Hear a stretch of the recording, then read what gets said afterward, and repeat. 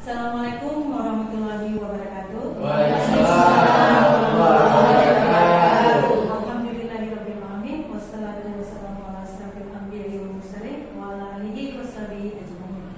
Puji syukur saya panjatkan kehadirat Allah Subhanahu wa taala yang telah memberikan karunia-Nya kepada kita sehingga kita bisa berkumpul di hari yang siang ini ya, hari cerah ini. Tak lupa pula saya panjatkan puji syukur juga kepada Sang Baginda Rasulullah SAW beserta para sahabat dan pengikutnya. Ya, oke, terima kasih buat Bapak Ibu semuanya yang bersedia hadir di acara kegiatan Ciliki saya, yaitu mengenai diseminasi budaya positif. Ya, Bapak Ibu, sebelumnya kan ini pasti sudah tidak asing dengan kata-kata budaya positif, karena rekan saya sebelumnya itu sudah pernah melakukan seperti ini juga, diseminasi budaya positif.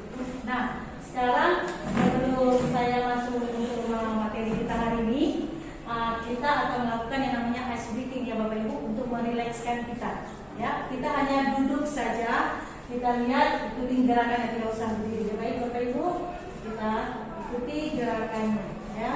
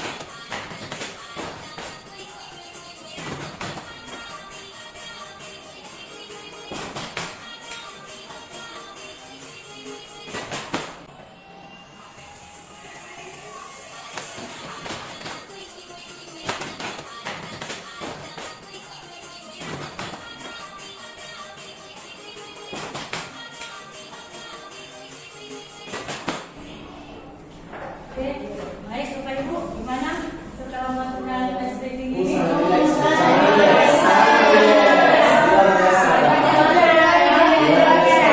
Berarti mungkin ini akan saya lakukan di sekolah nanti ya, sama-sama. Oke Bu, sebelum saya masuk materi, tadi kan saya sudah bilang sudah pernah dengan kata-kata budaya positif, ya kan? Coba dari Bapak Ibu, siapa yang tahu apa itu budaya positif? Nilai. Oke, ada yang lain Pak? Kebiasaan ya, benar sekali ya Bapak Ibu. Di sini budaya positif itu merupakan perwujudan dari nilai-nilai atau keyakinan universal ya yang diterapkan di sekolah. Pengaplikasiannya itu tidak bisa secara instan. Ya, itu diaplikasikan melalui tuntunan dan tauladan dari seorang guru. Berarti dari perilaku kita lah itu yang mencerminkan untuk anak didik kita. Ya Bapak Ibu ya. Di sini ada awal mula untuk membuat disiplin budaya positif di sini. Itu kita melalui yang namanya peraturan kelas. Jadi beda peraturan kelas sama keyakinan kelas itu beda. Ya Bapak Ibu. Setelah terbentuknya keyakinan kelas, maka lingkungan sekolah itu akan menjadi namanya lingkungan positif. Barulah terbentuknya sekolah kita itu budaya positif. Ya. Baik Bapak Ibu, di sini kita akan membahas 7 konsep inti budaya positif. Yang pertama, perubahan paradigma belajar. Yang kedua, disiplin positif. Yang ketiga, motivasi perilaku manusia. Yang keempat, kebutuhan dasar manusia. Yang kelima, posisi kontrol. Yang keenam, keyakinan kelas. Barulah kita buat yang namanya segitiga restitusi. Nah, di sini yang pertama kita bahas mengenai perubahan paradigma belajar. Nah, perubahan paradigma belajar itu apa sih sebenarnya? Perubahan paradigma ini yaitu semua suatu pandangan untuk belajar. Ya, di sini kita akan berdasarkan pembelajaran itu akan berdasarkan pembelajaran berdiferensiasi. Nah, pasti Bapak Ibu sudah pernah dengar kan pembelajaran berdiferensiasi itu, yaitu pembelajaran yang harus berpihak kepada murid. Untuk sesuai dengan kebutuhan murid demi mewujudkan profil pelajar Pancasila. Kebetulan sekarang kita sudah kurikulum merdeka, ya kan? Sudah terbentuknya namanya profil pelajar Pancasila. Yaitu apa saja profil pelajar Pancasila di sini? Beriman, bertakwa dan beramal mulia, kemudian adanya mandiri, kreatif, bernalar kritis, bergotong royong dan kebinekaan global. Jadi yang akan kita tanamkan kepada anak didik kita. Di sini ini kita biasanya sering kejadian namanya miskonsepsi, yaitu kesalahpahaman, ya, kesalahpahaman mengenai tentang teori kontrol, ya, di mana di sini katanya guru itu mengontrol murid. Kemudian yang kedua adanya ilusi bahwa kritik dan membuat orang merasa bersalah itu dapat menguatkan karakter. Yang ketiga, ilusi bahwa semua penguatan positif, efektif dan bermanfaat. Yang terakhir, ilusi bahwa orang dewasa memiliki hak untuk memaksa. Ini sebenarnya kalau untuk teori kontrol ini pada dasarnya yang bisa mengontrol diri kita itu hanya diri kita sendiri, bukan orang lain. Ya, yang bisa diri kita sendiri. Ya, jadi yang kata-kata ilusi guru mengontrol murid itu sebenarnya tidak ada. Yang guru itu hanya bisa menuntun dan membimbing. Ya, yang bisa mengontrol dirinya itu hanya diri murid itu sendiri. Jadi pada dasarnya sibuk kita sebagai guru itu hanya sebagai penuntun dan membimbing untuk apa? Untuk mendorong siswa menjadi ke arah yang lebih baik lagi. Ya. Oke. Nah, di sini ada beberapa paradigma stimulus respon ke teori kontrol. Nah, yang biasanya kalau dari stimulus di sini dibilang yang pertama itu realitas kebutuhan kita itu sama. Pada dasarnya kebutuhan kita itu apa? Berbeda. Ya kan Bapak Ibu? Semua orang melihat hal yang sama pada dasarnya. Tidak semua memiliki gambaran yang sama. Kemudian di situ ada juga orang lain katanya bisa mengontrol saya, bisa mengontrol diri kita. Pada dasarnya apa?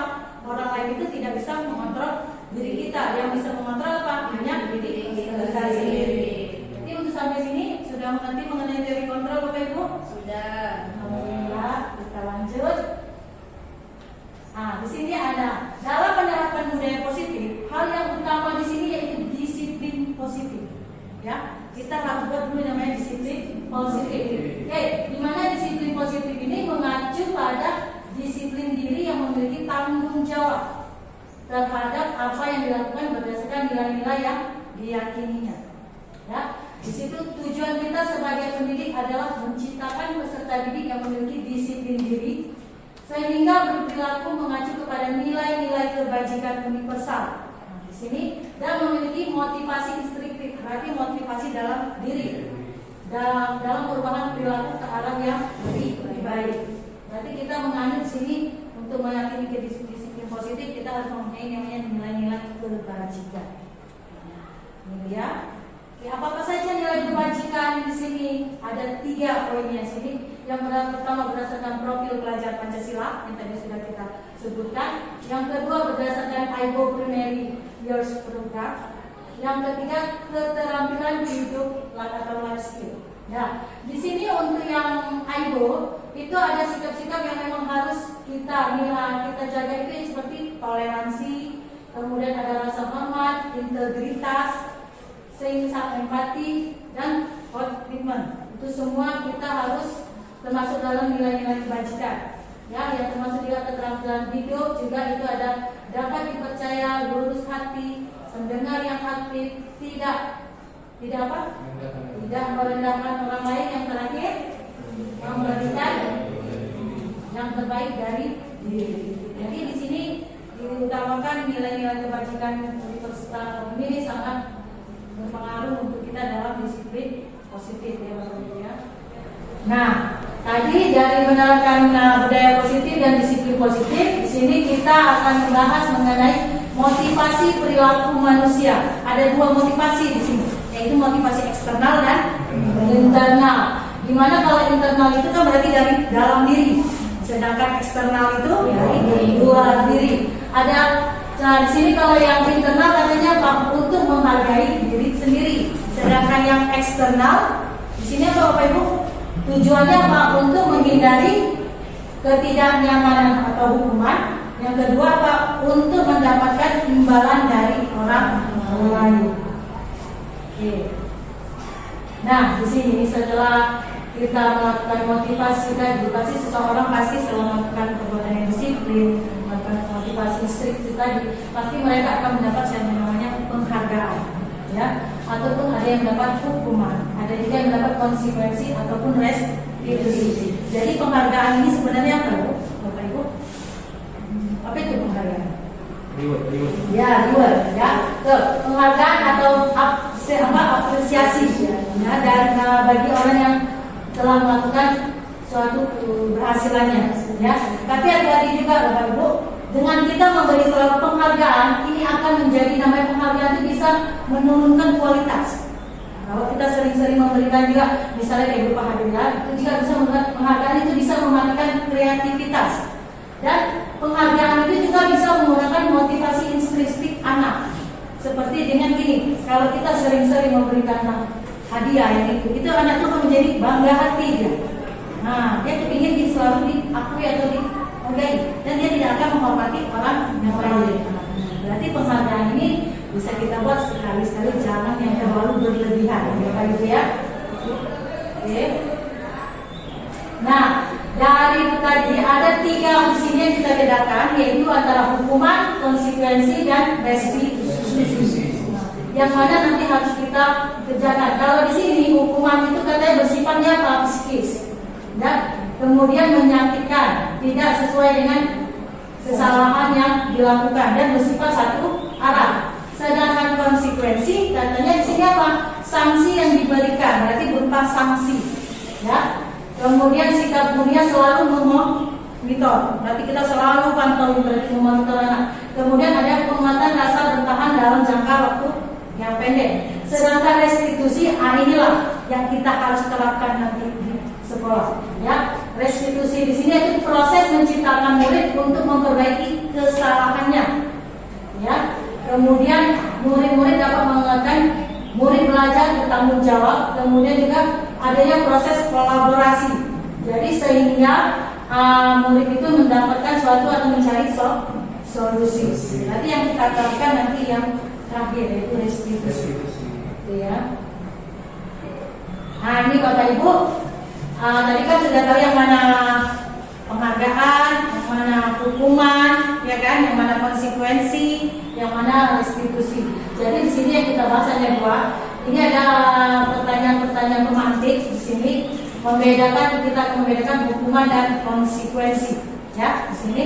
Nah, untuk soal yang pertama di sini katanya mencatat 100 kali di dalam buku kalimat. Saya tidak akan terlambat lagi karena terlambat ke sekolah.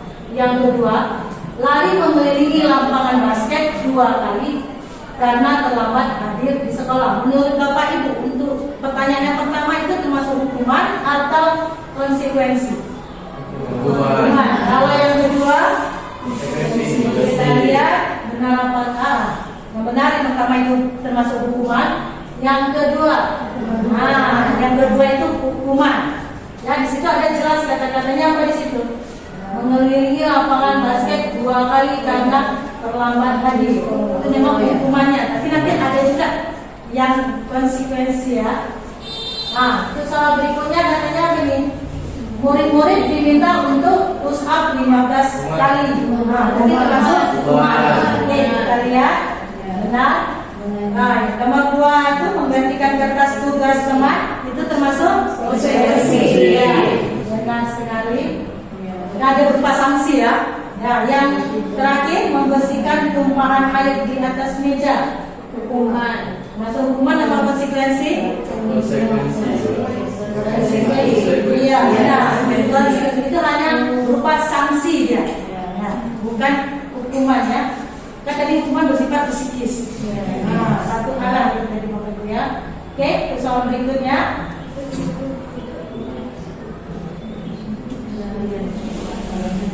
Murid disuruh untuk tidak menggunakan sepatu seharian di sekolah. Nah, itu termasuk hukuman.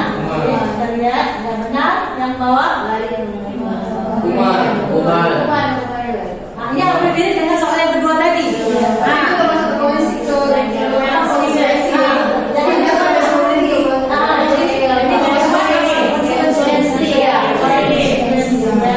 jadi Bapak Ibu udah bisa kan membedakan antara hukuman dan konsekuensi? Bisa.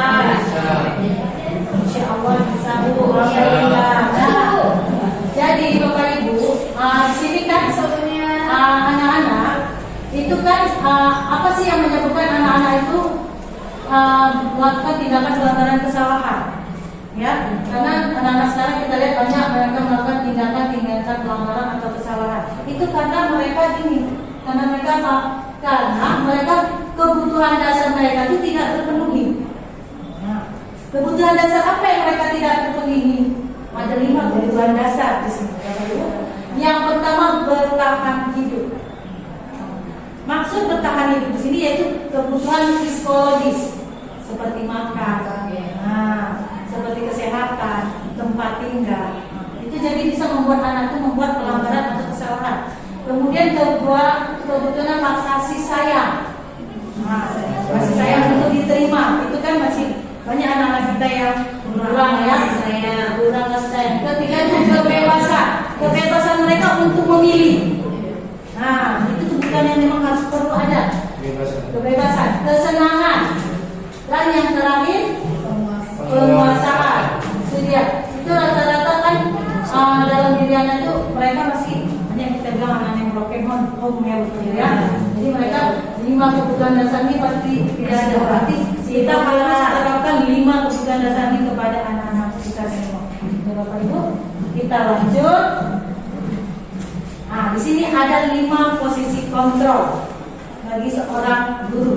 Ada pemhukum, ada pembuat rasa bersalah, ada sebagai teman, pemantau dan manajer. Di sini saya ingin melihat menunjukkan video untuk Bapak Ibu bisa memasukkan kemana posisi-posisi kontrol ini dari 5 video ini. Ini kita lihat.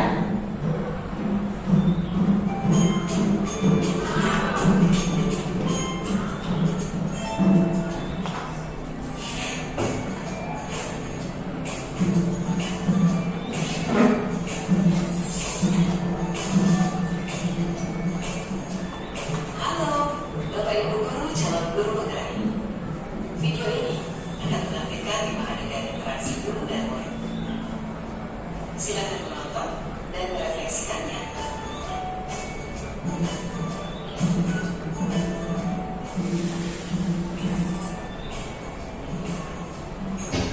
Bagi anak-anak, silakan PR kemarin yang diberikan diletakkan di meja. Anton, kamu sudah mengerjakan belum?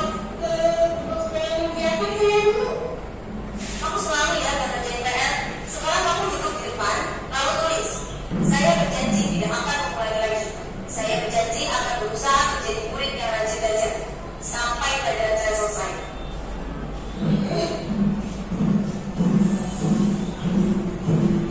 Bagi anak-anak, hari ini ada tugas. Ada yang belum mengerjakan. Anton, kamu sudah mengerjakan? Kamu tidak mengerjakan tugas. Kamu mau jadi apa? Kamu lihat sekolah. Bayangkan orang tua betapa kecewanya sama kamu itu sudah kelas 5. Harusnya bertanggung jawab sama dirimu sendiri.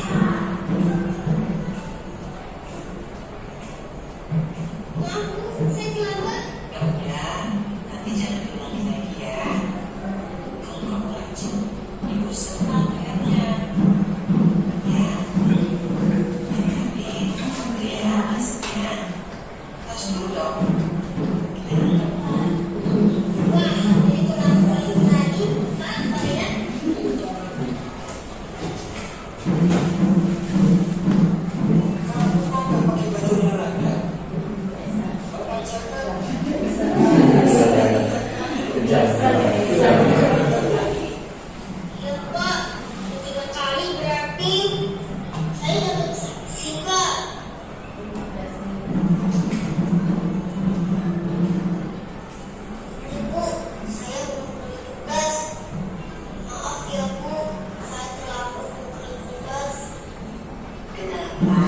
terlambat menunjukkan tugas.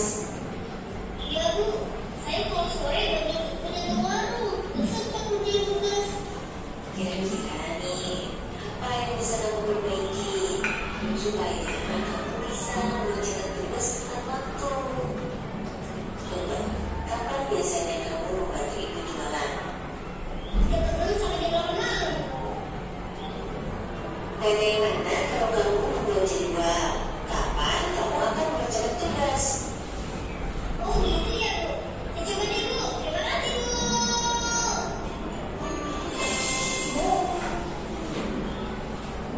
Oke, baik Bapak Ibu. Dari kelima video tadi, ya coba yang pertama tadi itu termasuk ke posisi yang mana? Lengkung. Ya, lengkung. Berarti kita mulai sekarang tidak boleh lagi menerapkan kata-kata seperti itu kepada anak didik kita. Yang kedua, Memberi rasa bersalah. ya, membuat rasa bersalah. Berarti kita kan biasa kita kan, nah coba kamu bayangkan orang tua kamu, nah itu kan sudah mengeluarkan uang, nah itu sebenarnya berarti itu sudah mulai harus kita hindarkan ya Bapak Ibu. Ya, yang ketiga tadi teman, jelas teman. Ya, yang keempat, itu posisi pemantau. Nah, dia kan selalu pantau itu dengan posisi dia tadi tidak datang ketiga kali. Nah, yang terakhir itu baru posisi manajer. Nah, berarti untuk sekarang kita harus terapkan sistem seperti posisi manajer. Karena di posisi manajer itu kita udah buat ada teman dan ada pemantau. Nah, jadi mulai sekarang kita harus mengikuti arah apa bisa berubah diri kita yang lebih baik agar anak-anak kita juga menjadi yang lebih baik. Bapak Ibu, di sini ada beberapa juga pertanyaan penting. Coba Bapak Ibu bisa menunjukkan ke posisi mana. Yang pertama itu saya kecewa sekali dengan kamu. Itu ke posisi mana Bapak Ibu? Apakah hukuman? Apakah membuat rasa bersalah? Membuat rasa bersalah. Ya benar sekali. Yang kedua, kamu tidak pernah benar melakukannya. Menghukum. Kita lihat. Ya benar sekali. Ayolah melakukan demi ibu bapak. Apa teman atau pemantau atau manajer? Pemantau. Ada yang teman kita lihat coba. Ya, jelas teman. Ayolah dia mengajak. Nah, mengajak ya. Ya. Nah, berikutnya, apakah kamu mau mendapat stiker bintang hari ini? Ini kemana? Pemantau. Kita lihat. Nah, sekali lanjut. Bagaimana kamu bisa menyelesaikan masalah ini? Teman. Manajer. Ya, manajer. Kamu selalu yang paling terakhir. Merasa bersalah. Ya, berhukum. Ya, berhukum di sini. Oke, kita akan lanjut. Ini materi berikutnya yaitu keyakinan kelas. Jadi berarti Bapak Ibu sudah mengerti tadi ya posisi kontrol tadi ya Bapak Ibu ya. Sekarang kita masuk ke keyakinan kelas. Oke, mengapa tidak peraturan kelas saja? Mengapa harus kita buat keyakinan kelas Bapak Ibu? Biasa kan kalau kita di sekolah itu di kelas itu biasa kita dapat yang namanya perjanjian kelas ya. Atau itu kesepakatan kelas. Itu lebih contoh kesepakatan kelas. Kenapa atau peraturan kelas kesepakatan kelas atau peraturan kelas itu bersama? Sedang di sini mengapa tidak kita buat keyakinan kelas? Karena gini Bu, karena kalau peraturan kelas, kalau keyakinan kelas itu dia menerapkan nilai-nilai kebajikan tadi. Nah, kalau di keyakinan kelas kita kan menerapkan nilai-nilai kebajikan. Kemudian metodenya itu menimbulkan kembali disiplin positif yang didasarkan oleh motivasi dari dalam diri anak tersebut. Ini dia langkah-langkah kita dalam merumuskan keyakinan kelas. Ya Bapak Ibu.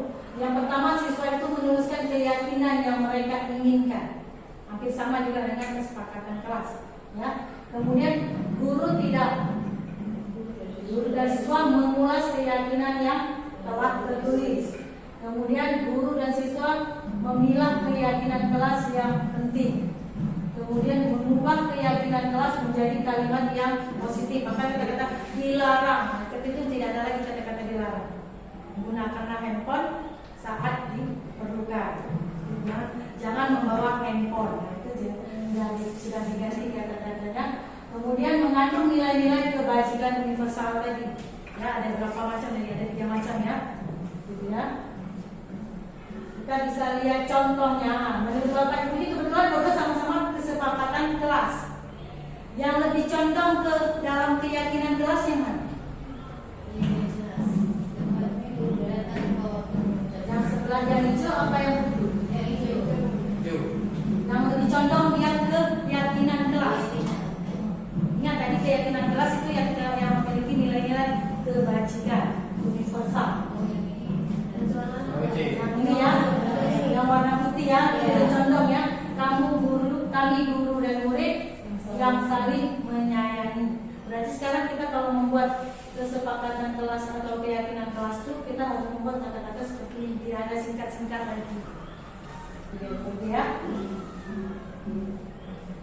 Nah, ini dia.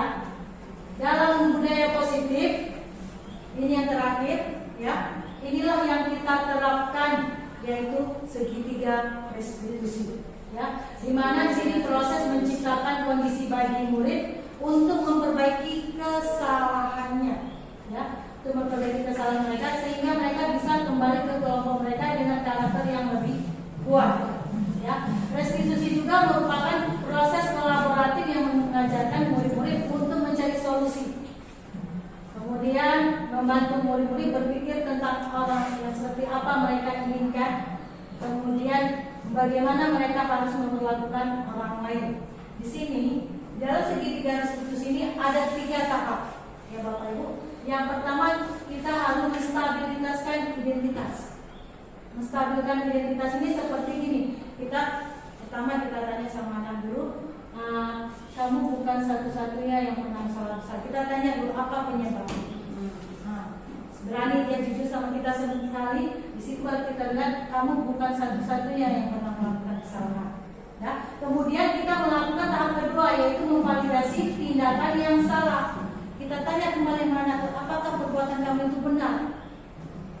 Dia akan menjawab pasti tidak, saya tidak benar. Itu berarti mulailah masuk ke tahap kedua. Dia sudah mulai merasakan bahwa dia itu salah. Tapi di sini kita tidak membuat anak itu merasa bersalah, ya. Tapi dia nanti bisa mencari solusinya. Barulah tahap terakhir itu membuat keyakinan kelas. Apakah perbuatan kamu yang kamu lakukan tadi itu melanggar keyakinan kelas kita? Itu dia. Jadi anak-anak itu nanti dia sadar di situ. Oh tidak, pasti mereka bilang tidak. Nah, apa yang mereka langgar? Jadi di situ mereka akan sebutkan bagaimana pelanggaran yang mana, apakah yang aktif belajar atau disiplin mereka yang melanggar. Nah inilah. Nah dari ketiga ini pasti kita kan semua sudah pernah membuatnya, ya Bapak Ibu. Ya. Pasti sudah pernah membuat di kelas itu. Ya. Ya. Di tahap yang mana yang pernah dibuat bagi Bapak Ibu guru?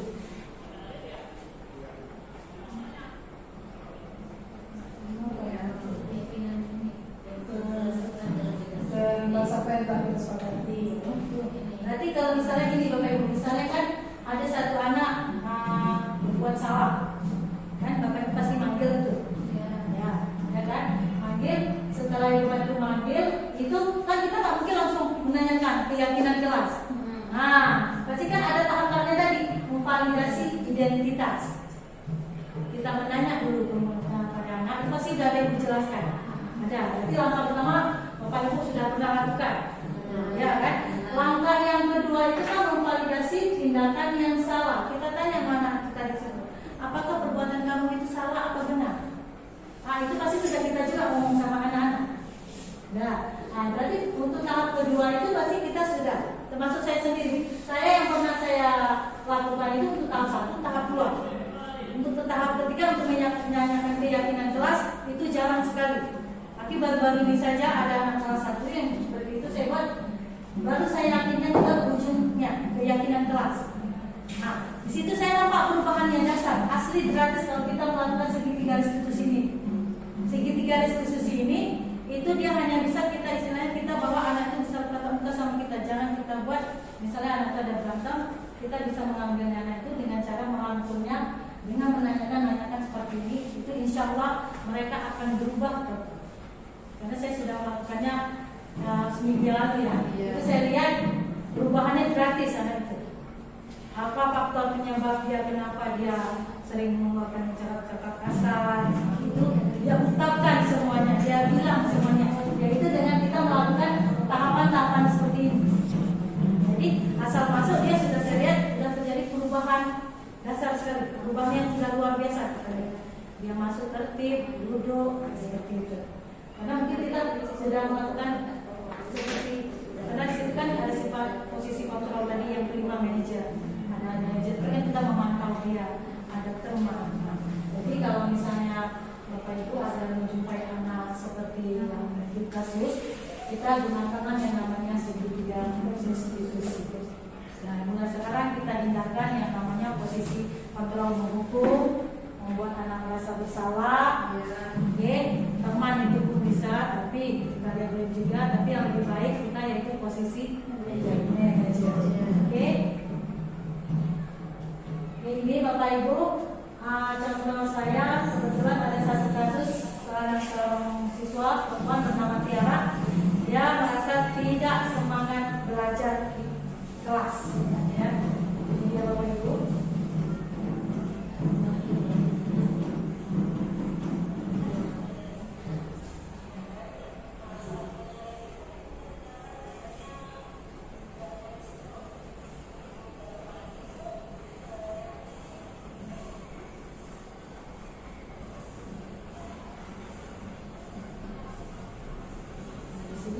Saat dia menstabilkan identitas, di sini si anak saya menanya kenapa dia di pagi itu dia bawaannya malas, tidak semangat belajar. Di situ dia menjawab bahwa dia badannya merasa sakit. Nah, kemudian waktu di konvalidasinya saya tanya lagi apa penyebabnya. Dia menyatakan, dia bilang sama saya karena dia tidurnya terlalu malam dan sering bergadang main handphone. Nah, itu dia. Jadi saya tanya, apakah perbuatan kamu itu benar atau salah? Dia katakan itu salah. Dan saya berjanji tidak akan mengulanginya lagi. Nah, setelah itu saya melakukan proses yang ketiga, yaitu keyakinan kelas. Saya tanya kembali sama Tiara, apakah dari perbuatan kamu yang ini itu sudah melanggar keyakinan kelas kita? Ternyata dia bilang, iya Bu, saya melanggar. Yaitu keaktifan dalam belajar. Ya. Kemudian, jadi apa yang kamu akan lakukan? Nah, disitulah kita mencari solusinya, bukan kita yang mengatakan, dia mencari solusinya. Nah, dia mencari solusinya.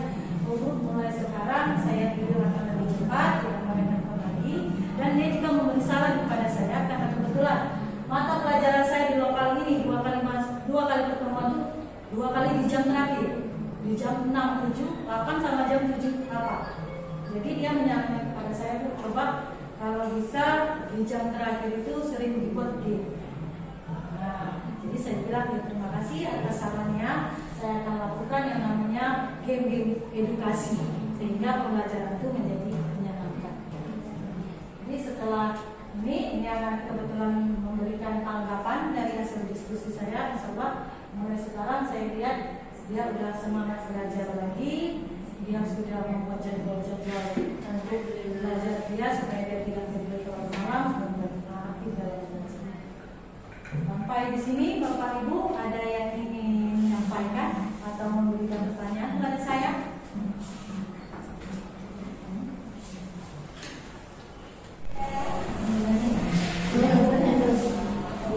Ya Bu. Gimana kalau anak-anak mereka panggil ada masalah misalnya, dia tidak mau menjelaskan masalah itu bagaimana caranya? Dia anaknya gimana ya? Tertutup. Baik Ibu, ini saya juga pernah ada kasus waktu itu ya, mungkin di sekolah pendidikan saya ya. Dan juga saya terangkan dia memang mungkin dia bawa bebannya itu berat kali memang ini. Sampai dia memang nggak mau ngomong. Jadi saya melakukan pendekatan. Saya melakukan pendekatan kepada anak itu. Satu hari nggak mempan, kedua hari juga nggak mempan. Mungkin dia ketiga kalinya mungkin dia udah bosan ya. Kenapa Ibu? 2 hari tadi sih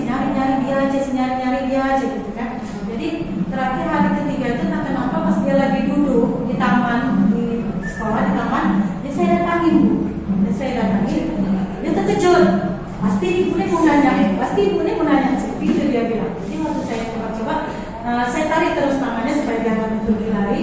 Jadi saya ngomong baik-baik sama dia, saya tanya, nah, itu sebenarnya mama nggak mau apa, nggak mau wanita kamu apa. Jadi ibu karena kita lihat kamu tuh bawaannya selalu kayak berat seperti itu, saya bilang. Begitu kamu sekolah ikut situ, dalam waktu sebulan itu cuma 2 kali kamu masuk. Sedangkan kita tuh sebulan masuknya hampir 8 kali sih. Kan? Coba kan kalau memang ini saya akan membantu kamu sebenarnya. Kita akan membantu, kami semua guru akan membantu kamu sebenarnya. Itu pun tanpa sadar dia mungkin karena udah ini nggak tahan nangis dia. Langsung dia ambil tangan saya, dia cium tangan saya, dia mau pusing. Langsung dia menangis di situ. Saya bilang, udah nangis sepuasnya. Nanti kalau mau cerita nanti nangis dia nangisnya menjerit, itu asli bercucuran, itu memang menjerit. Itu mungkin udah perasaan yang jangan sangkut lagi ya. Jadi saya bilang, dia bilang seperti ini. Setelah dia mulai gerak, saya tanya, coba kalau mau bilang dia. Jadi dia bilang, saya bu, makan aja nggak ada. Itu waktu dia bilang itu menetes, saya langsung bu, karena saya kan orang mungkin ya rumah ya, itu menetes. Jadi kan saya cari makan, bukan saya cari makan. Itu pun bu saya cari makannya bukan saya pergi ke tempat orang yang cuma makan dulu. Itu pun dapat cuma 10.000. Nanti saya pulang 10.000 tuh, terus saya mau beli, saya kasih ke adik. Nah, adik, saya nggak makan, dia bilang. Saya kasih lah, saya bilang ya Allah ada seperti ini. Saya tanya, kamu ada dapat bantuan di sekolah? Nggak ada. Jadi mungkin keluarga itu kan ada bertahap semua. Insya Allah nanti kami lewat dulu akan membantu. Jadi kamu kalau apa-apa cerita aja sama kami. Jadi dia cerita lah kalau dia makan itu nggak ada. Kebetulan orang tuanya bapak sudah tiada. Dia tinggal dia lah yang ada 3 adiknya, dia yang paling tua. Orang tuanya pun ibunya pun ini kita bilang cari kerja pun susah. Liburan cari kerja pun susah. Yaudah jadi saya bilang kami gini aja sih, datang aja ke sekolah. Insya Allah saya akan laporkan ke kepala sekolah sebelum itu bukan. Kami akan berusaha membantu. Jadi dengan itu saya konsultasi sama bapak guru di sana, kemudian saya konsultasi sama kepala sekolah. Kami menyediakan, kami memberi sumbangan untuk dia. Jadi setiap kalau untuk pemantau ada saya setiap bulan saya pantau dia. Jadi insya Allah nanti alhamdulillah saya lihat berubah total, walaupun dia bercandanya enggak setiap hari gitu, adalah penambahan sedikit dia berubah. Itu dengan cara pendekatan seperti itu saya lakukan. Terima kasih. Ada lagi bapak ibu ini bertanya? Ya. Kayak gitu saya juga pernah ada. Jadi anak itu sekarang udah kelas 3. Dulu kelas 2 harus sering pagi. Jadi alasan dia tidak pernah datang di hari saya masuknya di hari Rabu sama Sabtu. Di hari Rabu itu nggak pernah datang. Jadi hari Rabu itu kita pakai baju batik. Jadi dari Rabu dia nggak bisa datang karena baju batiknya koyak. Terus saya tanya kenapa nggak beli? Bu, saya anak yatim piatu, tinggal sama kakak. Ya. Jadi kita dulu kan gimana? Ya. Kalau saya sedih kali rasanya. Ya yatim itu susah, yatim piatu gitu kan. Jadi harus bilang sama dia, ya udah, ibu kasih uang untuk beli baju. Tapi itu mau kamu bisa berubah datang tiap hari jangan datang. Boleh? Kok sanggup mana saya? Katanya. Enggak apa-apa. Kakak mau beli bu. Nanti kakak gajian katanya. So nggak apa-apa, ibu tambahin. Nanti sisanya kakak kayak mana? Boleh udah saya kasih sekian, tambahnya cuma sedikit. Baju sama celana satu set. Terus di itu bulan berapa ya? Bulan 10. Terus bulan 11 masih belum ada punya. Di awal 12 baru ada. Ya, cuma masih membuka. Jadi bertahap-tahap ya. Dan ambil lagi, kenapa lagi? Alasan lagi yang kedua, tidak ada kereta. Ada kereta. Yang pertama ini nggak ada baju.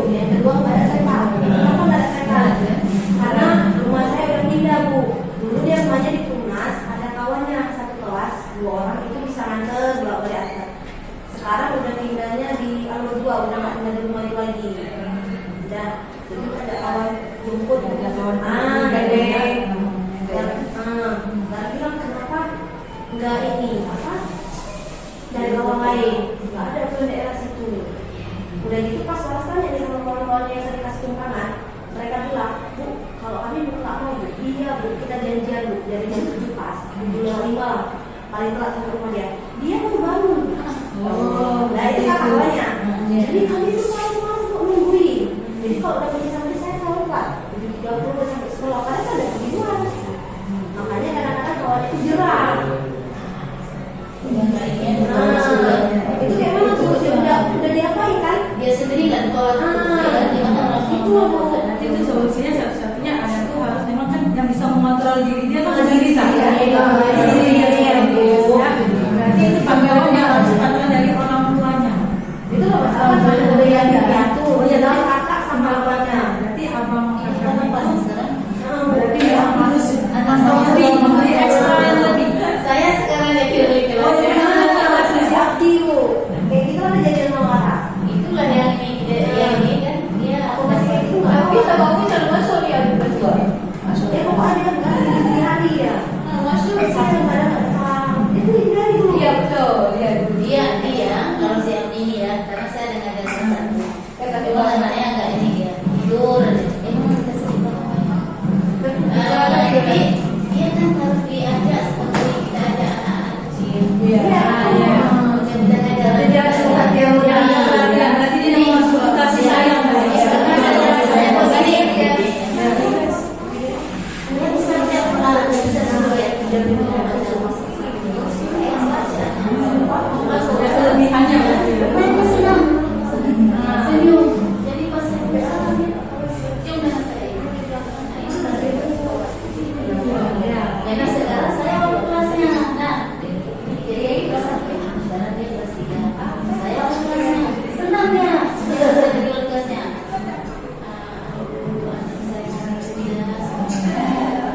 tapi dia tadi juga bulan kemarin ada nggak inilah saya panggil kakaknya suruh supaya saya sampai sekarang enggak juga.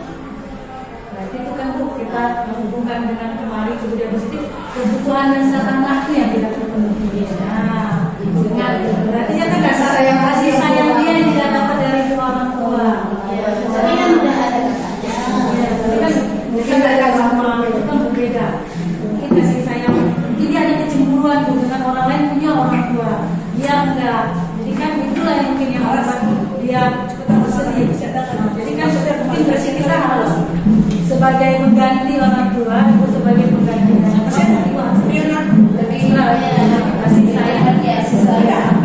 Jadi makanya di kemarin saya panggil kakaknya saya saya kita membicarakan ini dia minta maaf kasih ada waktu itu sebesar dia saya dia banyak ada dapat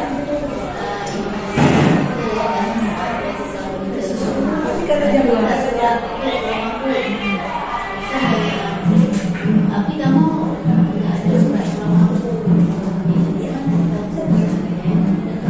sampai sekarang inilah Belum mungkin ada faktor kendaraan itu dari ada. hari ini karena jauhnya saya juga tahu Ini kebutuhan dasar yang dasar. Mungkin dia hubungan terbukanya dengan kakaknya tadi. Ya, kebebasan itu itu dia yang tidak ada, yang belum dia dapat. Itu memang harus 5 kebutuhan dasar itu memang harus kita penuhi kepada anak-anak kita. sekarang menjadi hak saya. Nah, alhamdulillah yang dia menemukan yang tepat, ya, membawa sosok yang tepat. Memang saya dengan dia mungkin bisa lain senang ya karena dari kelas 1 saya Mungkin dia dapat jiwa itu ya. saya puji dia Ya, berarti kan iya. sudah. Tapi kan seorang guru ini nggak selamanya dia kan Ya, hati-hati juga karena kan pujian itu tadi atau pemerintah mengatakan bisa menurunkan kreativitas, bisa menurunkan motivasi anak. Jangan terlalu juga. Sekali oleh. Nah, jadi kita mohonlah bersama-sama kita mulai sekarang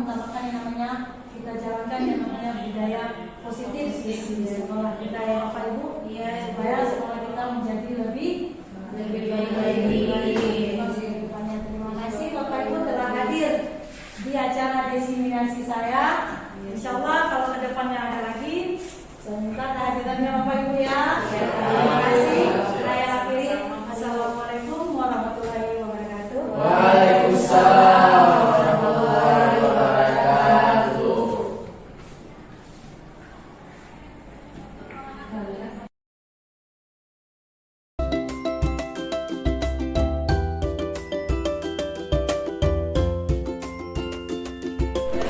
Assalamualaikum warahmatullahi wabarakatuh.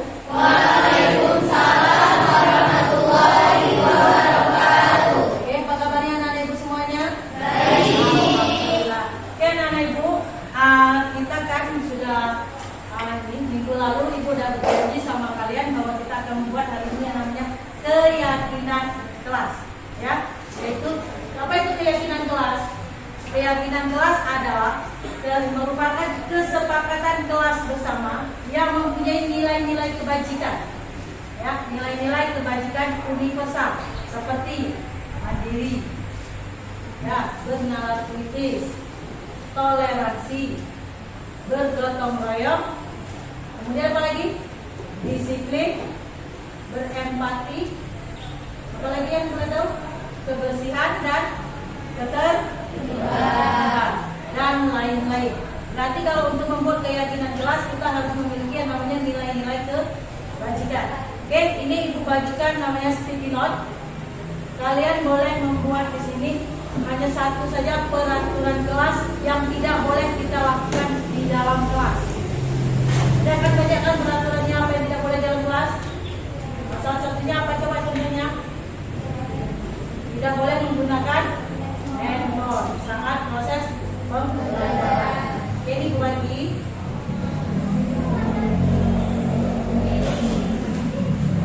silakan tulis peraturannya.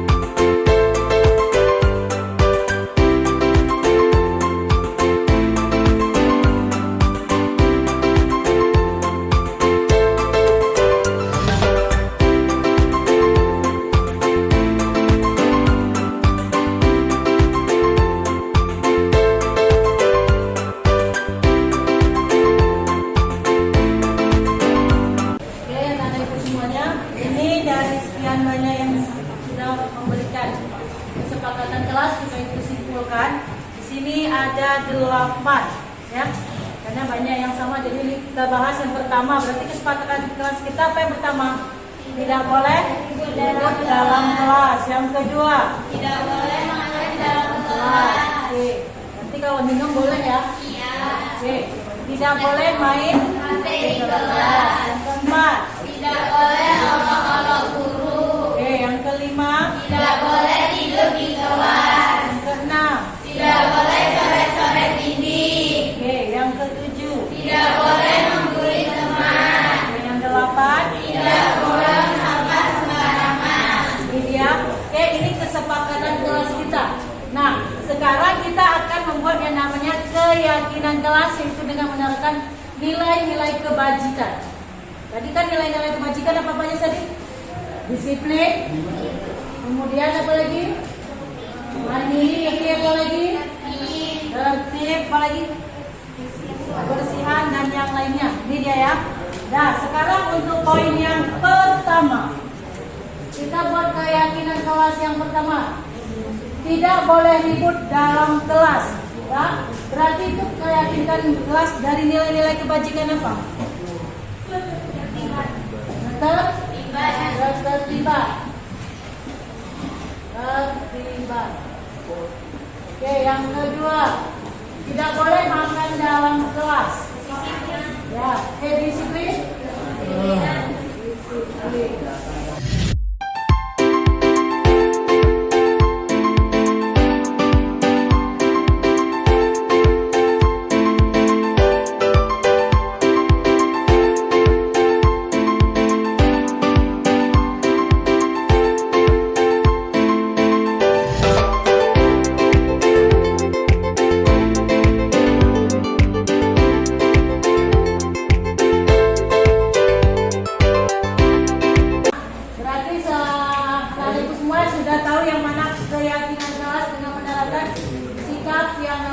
Nilai-nilai kebajikan di kelas ya.